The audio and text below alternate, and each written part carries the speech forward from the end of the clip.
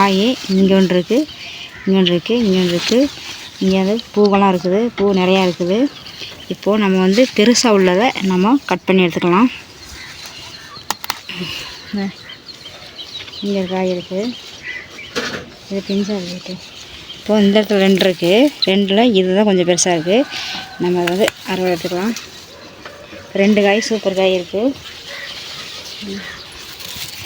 இந்த காய் இருக்குது, இதையும் வந்து நம்ம எடுத்துக்கலாம்.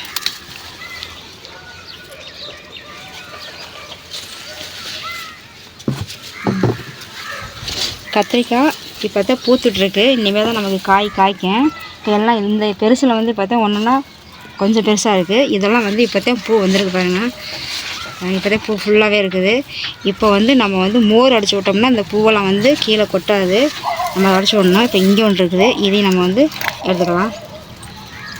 4 காய் இருக்குது, அங்கே ஒன்று இருக்குது, நம்ம அதை எடுத்துக்கலாம்.